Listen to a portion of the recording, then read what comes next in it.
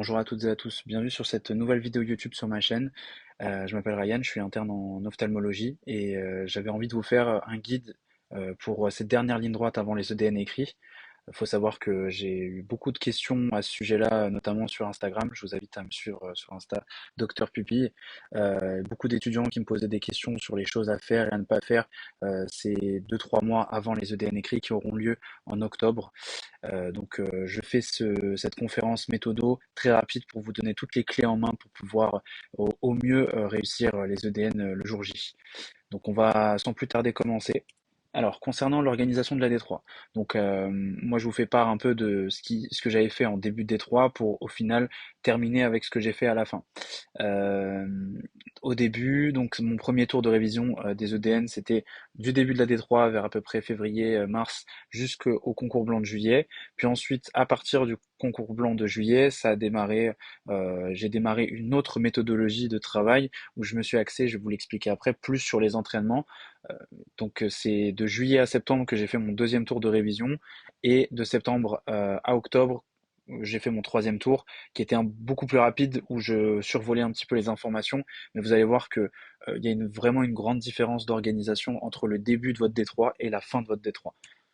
Donc le CCB, en fait, c'est le curseur qui va permettre un changement de méthodologie. C'est vraiment le repère temporel que j'estime être le plus important dans votre préparation.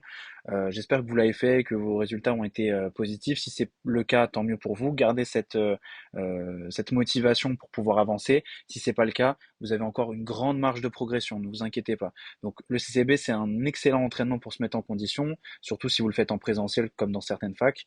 Le classement, comme je vous l'ai dit, peut être représentatif, mais si jamais vous avez des résultats qui n'étaient pas à la hauteur de ce que vous espériez, euh, ne vous inquiétez pas, il faut juste que ces 2-3 prochains mois, vous ayez les clés en main et vous ayez aussi la motivation pour vous mettre complètement au travail et aller chercher le plus de places possible. Et c'est totalement faisable.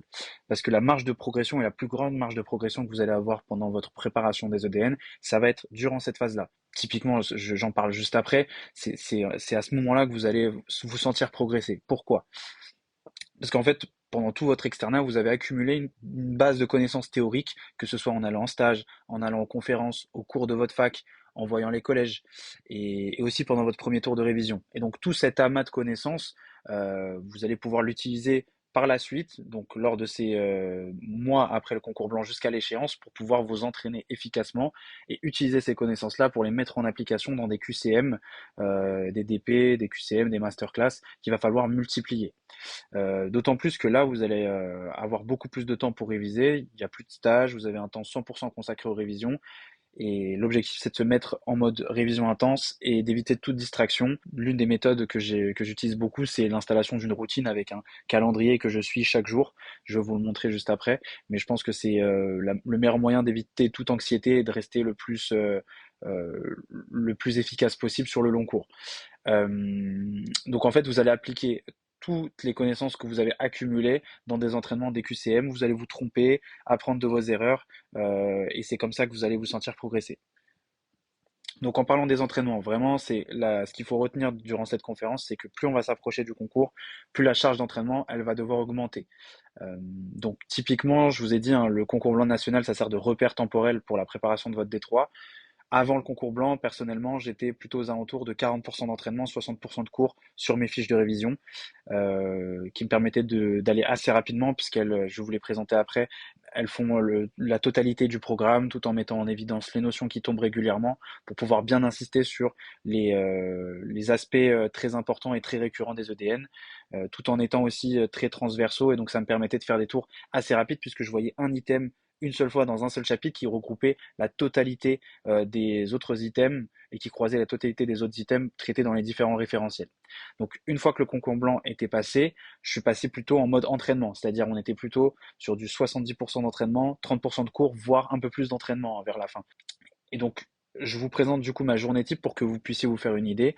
Donc, typiquement, avant le concours blanc, on était plutôt sur des révisions premier tour avec les moments où je faisais la confection de mes fiches. Je passais beaucoup de temps à faire mes fiches et à relire les collèges pendant mon premier tour. Puis ensuite, moi, j'avais commencé très tôt à faire les annales. J'avais fait mon premier tour en faisant les annales par matière pour justement confectionner mes fiches, voir ce qui tombait dans les annales et je faisais à peu près une semaine, une matière 2 semaines pour les collèges les plus longs. Et puis j'avais les entraînements plutôt en fin de soirée où je faisais des QCM, mais j'étais vraiment consacré théorique. Et c'est que à partir du deuxième et du troisième tour, donc après le concours blanc de juillet, que je me suis vraiment mis en mode entraînement. Donc je faisais le matin tout le temps une petite relecture rapide de mes fiches.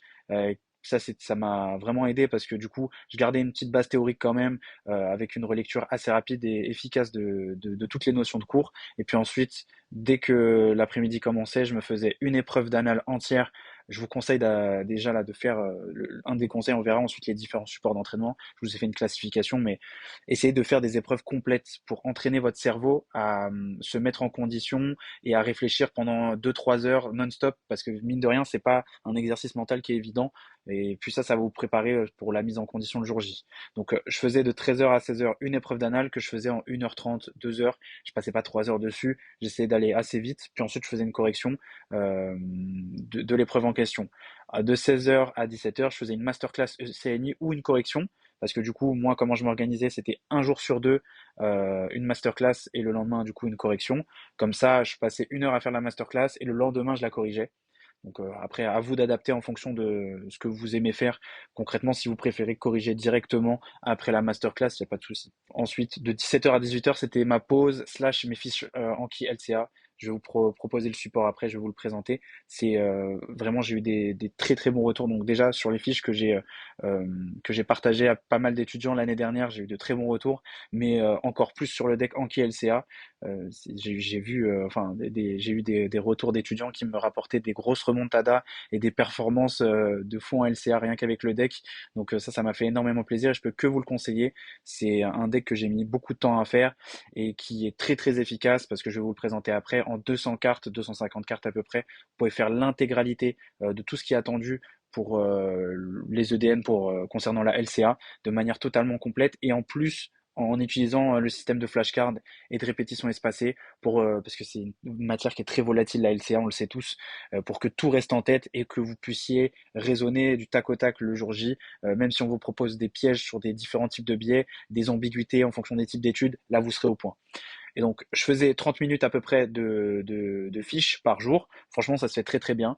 C'était justement pour couper avec tout ce qui était cours de médecine entre guillemets non LCA. Et puis entre 18h et 20h, je m'entraînais ou sinon je corrigeais les concours blancs que j'avais fait durant la semaine. Et puis 21h, 22h, ça dépendait. Je me faisais des vidéos ou des entraînements. Ça dépendait de mon mood en fait, en fin de journée. Comprenez bien que les entraînements, c'est vraiment la pierre angulaire de votre préparation en fin de D3. Alors en premier, je classe les annales. Ça, c'est vraiment hyper hyper important. Faut savoir que nous, quand moi j'ai passé les écrits en 2024, il y avait pas mal de DP qui avaient été remasterisés, notamment des DP de 2029. Pardon, des DP de 2019 qui avaient été rétablis au format EDN. 2020 aussi, on avait eu un DP en 2024 sur de la néphrologie, tiré d'un DP de 2019 qui était assez compliqué en plus. Donc quand on avait fait le DP auparavant dans les annales, on avait vraiment un réel avantage. Donc je vous conseille de faire les annales au moins jusque 2020 et de les faire par épreuve. Donc des blocs de 2-3 heures, vous vous mettez en condition réelle, et vous allez voir que à force de faire ça, votre cerveau il va prendre l'habitude, et le jour J, les 3 heures, vous n'allez pas broncher, vous allez les faire comme si de rien n'était. Donc faites bien les annales, ça c'est vraiment primordial. Donc ça c'est la première source d'entraînement que je conseille. Deuxième source, c'est tous les concours blancs. Là, les différentes plateformes, notamment les plateformes type EDN+, Hippocampus, Asclepia, ils vont tous sortir leurs concours blancs, essayez de tous les faire, ils sont plus ou moins bien. Moi, je les avais franchement pas mal appréciés, c'était vraiment un bon entraînement avec une très belle correction. Je les avais tous faits et donc ça me permettait d'avoir une grosse base d'entraînement en plus des annales. Pareil, c'est des blocs de 3 heures. Et ensuite, en troisième, je mettrai tout ce qui est plateforme d'entraînement Hippocampus, EDNI et les masterclass. Les masterclass, franchement, moi, ce que j'avais fait, c'est tout mon externat. J'avais pris Hippocampus parce que c'est pas cher et franchement, les DP sont vraiment de qualité et les QI aussi. Et puis, j'avais pris 3 mois avant un abonnement de 3 mois sur EDN+, sur EDNI à l'ancienne. Et j'avais enchaîné les masterclass. Donc une fois sur deux, un jour sur deux, je faisais une masterclass. Enfin, je la faisais un jour, je la corrigeais le lendemain et j'enchaînais. Et donc ça m'a vraiment permis de faire des tours assez transversaux de matière. Mais ce que vous devez retenir sur les masterclass, c'est qu'il faut bien les sélectionner. Pour avoir une bonne masterclass, il faut une masterclass euh, qui est suffisamment transversale. Prenez pas les masterclass très très niches, comme par exemple, je sais pas, une masterclass entière sur les néphropathies glomérulaires qui va taper dans tous les coins. À part si vous avez trop du mal sur cet item-là, pas le moment de faire une masterclass comme ça. Il faut essayer de faire des masterclass suffisamment larges pour pouvoir aborder l'entièreté d'une matière. Typiquement, une masterclass qui va aborder tous les chapitres du RAW. Ça c'est très bien. Ensuite, prenez une masterclass qui est très bien notée. Pour moi, très bien notée, c'est plus de 4,1 sur 5. Le reste en dessous, franchement, ça ne vaut pas le coup parce que ça va être des questions tirées dans les coins, un peu trop compliquées. Prenez ceux qui sont bien notés pour pas perdre votre temps et vous en avez suffisamment pour pouvoir bien vous entraîner. Et en quatrième, je place les conférences. C'est utile, mais vous avez les trois avant pour pouvoir vous entraîner. Je pense que c'est ça les supports sur lesquels il faut se focaliser. Moi, j'avais utilisé mes fiches pour pouvoir faire mes 2 derniers tours de révision de manière hyper efficace. Donc, je vous les propose, moi, directement sur mon site que vous trouverez en description. Elles sont parfaites pour cette dernière ligne droite. Il faut savoir que la spécificité de ces fiches-là, c'est qu'elles mettent en évidence les notions tombées aux EDN entre 2016 et 2025. Donc, vous les trouverez surlignées en violet avec à chaque fois des plus pour montrer si elles tombent de manière récurrente. Et il faut savoir que, bon, elles mettent certes en évidence les notions tombées, ce qui permet à chaque fois que vous faites un tour de vous focaliser sur ce qu'il faut vraiment maîtriser sur le bout des doigts, parce que il y a des notions qui sont amenées à tomber énormément de fois. D'où la notion de bien faire les annales aussi, hein, en complémentarité avec ces fiches-là. Et ensuite, il faut savoir aussi que ces fiches-là, elles sont pas cantonnées à uniquement ce qui tombe. Elles font la totalité du programme. J'ai balayé tout le programme avec tout ce qu'il faut savoir pour bien réussir vos EDN. Elles sont basées sur les référentiels R2C des dernières éditions. Récemment, elles ont été actualisées, donc ces fiches-là, là, c'est la deuxième édition. Et c'est, comme je vous l'ai dit, c'est un gain de temps énorme parce que ça vous évite de faire le même item dans différents supports. Parce que j'ai fait le travail pour vous de croiser tous les items des différentes spécialités pour pouvoir faire un item unique que vous retrouverez dans une seule fiche. Et ça fait gagner un temps énorme. Typiquement, l'item lupus, vous allez le trouver en médecine interne et il va regrouper la partie dermato du collège de dermato du lupus, la partie néphro du collège de néphro et la partie rhumato du collège de rhumato. Et en faisant juste uniquement cet item, vous allez balayer l'entièreté de cet item ainsi que la transversalité relative aux différents items aux différents collèges de spécialité. Donc au total, ce pack-là, c'est 35 fiches avec un sommaire cliquable pour que vous puissiez retrouver les items très rapidement, avec une organisation structurée, toujours à chaque fois l'épidémio, puis la clinique, puis le diagnostic, puis les complications, les traitements. C'est ce qu'on attend de vous de toute façon au DP. J'ai agrémenté ces fiches-là de énormément de tableaux synthétiques, de schémas, d'iconographie, de moyens mnémotechniques, des compléments d'anatomie aussi pour que vous puissiez bien comprendre. Et c'est une méthode d'apprentissage très efficace parce qu'en fait, elles sont organisées d'une manière suivante. C'est toujours des questions-réponses, je vais vous montrer juste après, pour que vous puissiez faire un apprentissage actif et pas juste une simple lecture en passif qui va être contre-productive. Donc ça va vous permettre d'avoir des révisions qui sont très rapides, très efficaces et elles sont extrêmement bien faites pour ces phases de dernière ligne droite. Je les ai mis au format Word, c'est un choix, c'est pour que vous puissiez vous-même les annoter, les personnaliser et qu'elles vous correspondent au fur et à mesure des révisions. Donc en ce moment, il y a un bonus, je vous fais une petite offre, c'est que je vous offre le deck de LCA Anki qui est vraiment super, donc je vous conseille de l'utiliser surtout en ces derniers temps de révision. Et bien sûr, c'est basé sur les référentiels parisiens qui sont les références avec des compléments d'études que j'ai été chercher dans différentes conférences, notamment sur les études diagnostiques, les scores de propension. La spécificité de cette deuxième édition, donc on a mis beaucoup de temps à l'actualiser. On a réactualisé ça avec les derniers collèges de référence récemment sortis.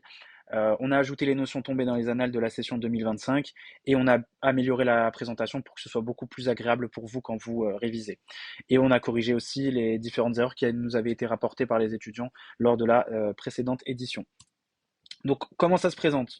Typiquement, par exemple, vous avez l'item de dermatologie sur donc l'item 113 sur les hémangiomes. Donc, vous avez à chaque fois, je vous ai dit, un format question-réponse. Donc là, on vous demande les deux types d'anomalies vasculaires cutanées avec le tableau comparatif. Ça, il faut savoir que ça tombe énormément dans les annales. Donc, la comparaison entre les tumeurs vasculaires, les hémangiomes, et les malformations vasculaires avec les différentes caractéristiques.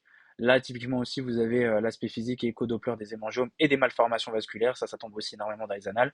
Surtout cette partie-là hémangiome. Et là, vous avez aussi un autre exemple avec l'item épistaxis avec l'anatomie relative à l'épistaxis qui tombe aussi dans les annales et les critères de gravité qui tombent énormément. Quand vous voyez ce signe anal plus, ça veut dire que c'est tombé énormément de fois.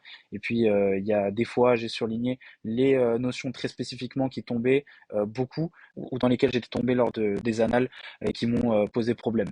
Donc voilà, grâce à ça, vous pouvez vous faire un tour de révision rapide, organisé au format questions-réponses et en mettant aussi en évidence les notions qui sont extrêmement tombables et à pas louper pour préparer au mieux votre DN écrit.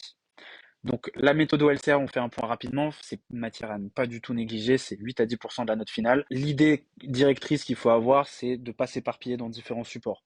Donc moi, je m'étais pris uniquement le poly de la fac parisienne que j'ai transformé en deck Anki LCA et ensuite je m'en suis entraîné que sur ce deck-là et ça m'a permis d'acquérir une grosse base théorique. Vraiment, les étudiants, ils sous-estiment un peu cet aspect théorique de la LCA. Ils s'entraînent très bien, mais si jamais on n'a pas ce bagage théorique, on peut vite et rapidement faire des erreurs qui sont des erreurs de cours en fait sur les différents types de biais euh, relatives aux différents types d'études. Donc une fois que vous avez cette base théorique, en même temps, il faut s'entraîner en faisant des annales, des concours blancs, encore et encore. À 3 mois du concours, tous mes dimanches matins, c'était de la LCA où j'en faisais 2 d'affilée pour pouvoir me mettre en condition aussi. Vraiment, ce que vous devez retenir dans votre quête de la meilleure note possible de la LCA, c'est vraiment être régulier et avoir de la rigueur. Plus vous allez vous entraîner, plus vous allez progresser, ça va devenir automatique. Il faut savoir que, comme dans les annales de médecine, où il y a énormément de notions qui retombent dans les annales, là aussi en LCA, il y a beaucoup de choses qui retombent. Et donc je mets à disposition aussi pour vous, et gratuitement si vous prenez les fiches pour la préparation aux EDN, ce deck Anki LCA. Il faut savoir que bon, c'est pareil pour tout le monde, c'est un secret pour personne. La LCA, c'est une matière qui est très très volatile, qui est difficile à retenir. On fait le support de cours une semaine, puis 3 semaines après, on a tout oublié. Franchement, c'est hyper compliqué. Et moi, le seul moyen que j'ai trouvé vraiment, c'est de faire un deck Anki en utilisant le système de flashcards. C'est des questions avec un recto verso pour un apprentissage actif avec une répétition espacée. Donc la carte, si vous la connaissez bien, elle va revenir plus tardivement. Si vous la connaissez moins bien, elle va revenir plus tôt. Et donc il y a une nécessité de faire ça 30 minutes, ça suffit hein, pour faire la totalité des 200 cartes. Et ça va couvrir l'ensemble des notions qui sont indispensables, tout en restant assez exhaustif sur ce qui est attendu de vous pour la LCA. C'est basé, comme je vous l'ai expliqué, sur les polycopiés des facultés parisiennes. Je l'ai enrichi avec de nombreux compléments, les annales avec les notions qui tombent aussi de temps en temps, les conférences, les CCB, les entraînements. Et il y a aussi un focus sur les études diagnostiques. Avec l'avènement de l'intelligence artificielle, je pense que c'est amené à de plus en plus tomber, donc bien être au clair sur les études diagnostiques. Euh, et comme je vous l'ai dit, avec l'utilisation de la répétition espacée et des flashcards avec un apprentissage actif, vraiment, ça va rester dans votre tête et vous allez arriver le jour J avec toute la LCA en tête et ça va être vraiment game changer pour pouvoir traiter les articles avec beaucoup plus de facilité. Voilà à quoi ça ressemble. Donc, c'est des cartes en format question-réponse que vous utilisez sur Anki, l'application Anki. Donc voilà à quoi ça ressemble. Vous avez des exemples ici de flashcards avec le recto et le verso pour un apprentissage actif. Vous trouverez encore plus d'images relatives au deck sur le site qui est présent en description, que ce soit pour le deck Anki mais aussi pour les fiches des EDN. Je voulais faire aussi un topo gestion du stress. Donc c'est normal d'être stressé le jour J, mais il faut savoir que plus vous allez vous préparer, plus vous allez diminuer le stress parce que vous allez être adapté à un type d'effort. C'est comme en la gestion du stress dans le milieu du sport, hein. Plus vous êtes préparé, mieux vous avez révisé, plus vous allez être confiant et vous allez diminuer l'anxiété le jour J. C'est pour ça que je vous demande, moi, dans votre préparation, de multiplier les sessions par bloc d'entraînement. C'est vraiment en s'adaptant à ce type d'effort-là que vous allez arriver à l'aise le jour J et que vous allez sans broncher pouvoir faire 3 heures en restant focus. Franchement, moi, c'est l'une des astuces qui m'a le plus aidé pendant ma préparation. N'hésitez pas à faire des exercices de respiration, des exercices de routine. Franchement, je vous dis, hein, il y a des facteurs sur lesquels vous pourrez pas jouer, moi y compris. Hein, c'est sur le sommeil, par exemple. J'avais dormi, je crois, la veille de la première épreuve, j'étais tellement stressé que j'avais dormi 2, 3 heures. Mais bon, faut pas que ça vous fasse paniquer. Si jamais vous dormez pas bien la veille, ça veut pas nécessairement dire que vous allez rater votre EDN écrit. Essayez au maximum de gérer cet aspect stress. Et puis, il y a des facteurs sur lesquels vous pourrez pas jouer. Je sais qu'il y en a qui faisaient des cycles de mélatonine pour pouvoir faciliter l'endormissement, essayer de vous renseigner à ce niveau-là. Dans les faits, moi je conseille surtout de mettre une routine 3 semaines avant le concours où vous dormez toujours à la même heure avec des routines d'endormissement, ça peut faire l'affaire aussi. Plus vous serez préparé, moins vous serez stressé, c'est ça qu'il faut retenir. On arrive au bout de cette présentation, j'espère qu'elle vous sera bénéfique et qu'elle participera à votre réussite pour les EDN écrits. Bon courage à tous, vous avez toutes les clés en main pour réussir. Croyez en vous, chacun est capable de grandes choses tant qu'il travaille et qu'il a la bonne méthodologie. Soyez régulier surtout dans vos entraînements. N'hésitez pas à jeter un petit coup d'œil aux fiches, que ce soit le deck LCA, mais aussi les fiches EDN. Vous avez un lien pour les télécharger dans la description. Et pour l'acquisition des fiches EDN, les 35 fiches Word, vous aurez du coup le deck LCA qui est offert parce que j'estime que c'est vraiment un très très bon support et qui va vous permettre vraiment de briller, je l'espère, pour la LCA aux EDN. Et bon courage pour ces derniers mois de révision, et je vous souhaite plein de force et plein de réussite.